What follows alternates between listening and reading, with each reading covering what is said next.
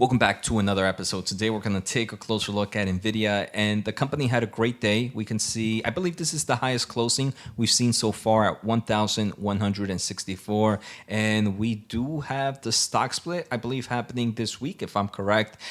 What I want to discuss in today's episode is obviously some recent news that came out for Nvidia, and these are news impacting coming from companies like Tesla, HPE, Intel, and even Supermicro. So we're going to learn a lot in today's episode. So let's get started. I want to thank The Motley Fool for sponsoring this video, and check out fool.com/Jose for the 10 best stocks to buy now. With that link, you get a promotional offer for their subscription service. Now, let's continue with today's episode. All right. So the first news that we're seeing is there were reports earlier this morning that Elon Musk order Nvidia to ship thousands of AI chips reserved for Tesla to X and xAI. So for those that are not familiar, X is Twitter, right? And xAI is the huge AI company that Elon Musk has kind of created, which has its own large language model, Grok, that is being used on Twitter/X right now. So a lot of people were going crazy about this and saying, hey, look, Jose, this is game over for Tesla, a company I'm pretty bullish on right now because Elon Musk is prioritizing these other AI companies over Tesla. And that's not necessarily how I saw it. And luckily, X is a great place to get information. Elon kind of retweeted a lot of this and kind of showed us what was really happening. So he did mention that Tesla had no place to send the NVIDIA chips to turn them on, so they would just have sat in a warehouse. The south extension of Giga Texas is almost complete. This will house 50,000 H100s for FSD training. So this is pretty much what I thought when I first read this news is Elon had enough computational power or they didn't have the ability to put some of these new NVIDIA chips out there to work. So he'd rather send it to his other companies instead of having them just waiting and doing nothing. So we can see from Elon, this was a great move here.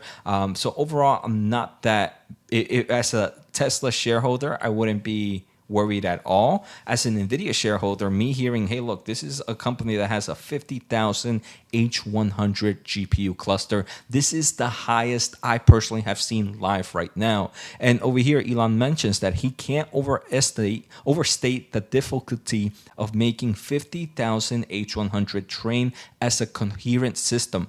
No company on earth has been able to achieve this yet. And this is true. I haven't personally heard of any other company out there that has able to create their 50,000 H100 unit, right? I believe the highest is somewhere around 32,000 and the normal range right now is 24,000. So from the normal range, this is about 100% gain here. So this makes me obviously very bullish for the Tesla team, for Tesla engineers. And he does mention that, hey, look, once they have that system working, they will order more hardware.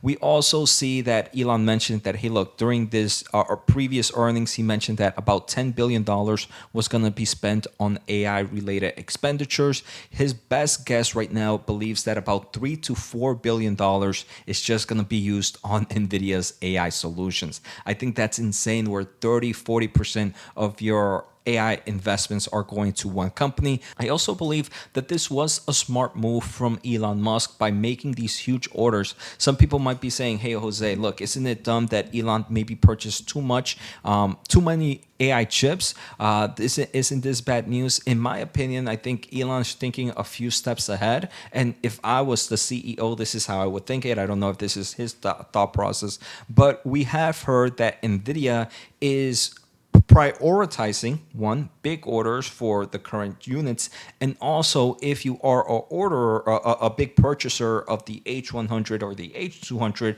you're going to be put on the top of the line for the upcoming generations, the B100 and the B200. So in my opinion, Elon, what he did is like, hey, look, I know I have plenty of AI companies. I'm going to place this big order of H100, so I go to the top of the line, and when the next generation, the B100, the B200 100 come out, I'm also going to be on top of the line there because I was a big purchaser of the previous generation. So that's what my mindset is.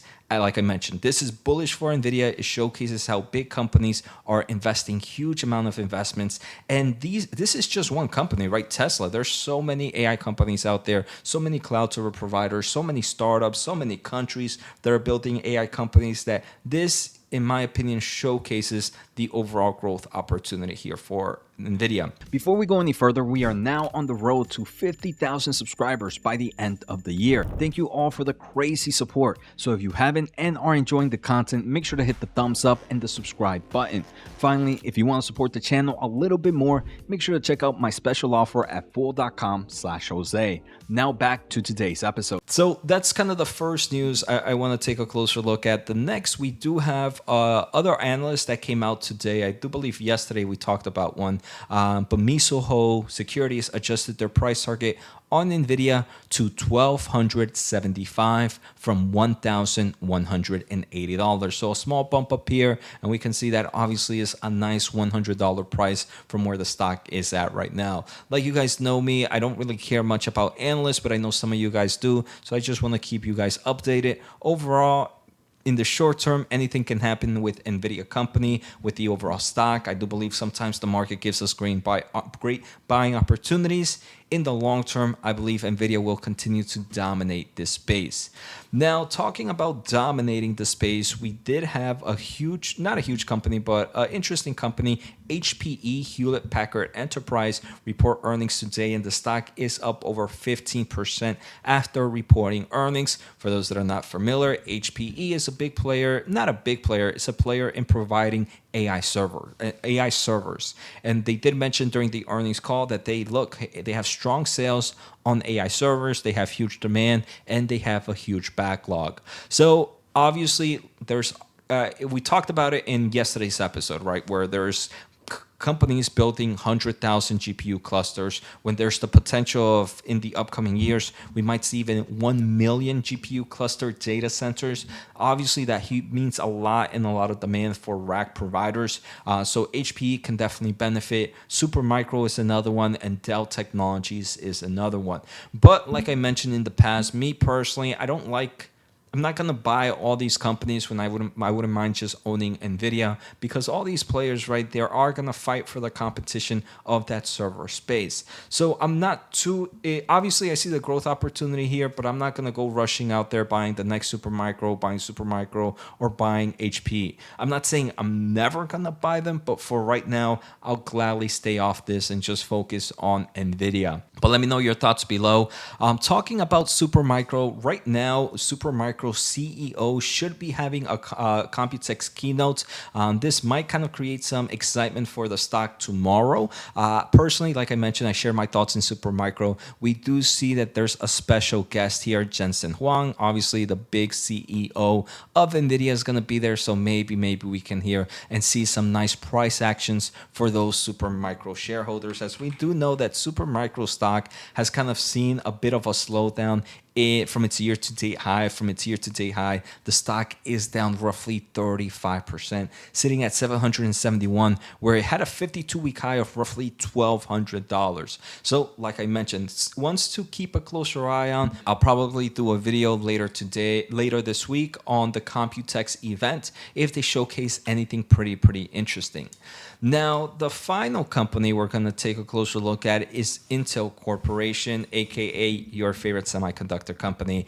And let me just say, before I go any further, shout out to any single parents out there. My wife is actually at a work trip right now for I want to say the next few days, and I've been doing obviously parent duties. I just have a little one. He just turned 1, and I'm so tired. I'm exhausted. I almost didn't do a video here, but I mean, these Nvidia videos are doing amazing. I love the support that you guys are giving me. So I was like, you know what? Let me lose an hour or two of sleep right now. Let me record this video. Let me edit the video as well. But I just want to give a huge shout out, because I'm dying already in 2-3 days of doing this by myself. I can't imagine single parents out there. So shout out. Well, back to this and off that little rant. Intel Corporation, we can see the stock was down nearly 1% today, sitting at $30. So Intel, I believe Intel is a company that might be dead money in the short term of things, but they have potential because of their manufacturing. I don't know if they have potential in kind of their CPU raise. Maybe they might have some potential in gaining some AI sales, but where I really believe Intel can benefit and grow is the manufacturing space. So a market cap of 127 billion. I wouldn't laugh if you told me, hey, look, you're buying Intel at these levels. And I wouldn't say, hey, look, you are going to be dead wrong. I believe this company definitely has the potential of being a great returner in the future. The real question is, how long will that take? And we still have to see a lot of progress in the manufacturing side. Well, today on June 4th, Intel, with their manufacturing push, announced that they had agreed to a joint venture with another company where that other company is going to invest $11 billion to acquire 49% equity in Intel's Fab 34, which is in Ireland. So this is a great way for Intel to grab money to reduce maybe some of its cash burning activities right now, and still allows them to have more money to continue to invest in the manufacturing side. Now, Intel had a Computex keynote and they talked a lot about different solutions, very similar to AMD, where they talked about their laptop market, where they talked about server CPUs, but more importantly, they talked about their Gaudi 2 and their Gaudi 3, which is their AI accelerator. They even mentioned their AI accelerator kit and shared the price for it. They mentioned that they are kind of selling a combination here, and we're going to look at it, that a standard AI kit includes 8 Intel Gaudi 2 accelerators with a universal board offered to system providers at $65,000, is estimated to be 1/3 the cost of comparable competitive platforms. And then they mentioned that their new Gaudi 3 accelerator, they're doing very similar, a 8 board setup for roughly $125,000, estimated to be 2/3 the cost of comparable competitive platforms. And this, it seems like they're comparing it to the H100 here. I personally, and this is something that if you are an NVIDIA shareholder, you might be worried that, hey, look, this company is selling something at way cheaper of a price.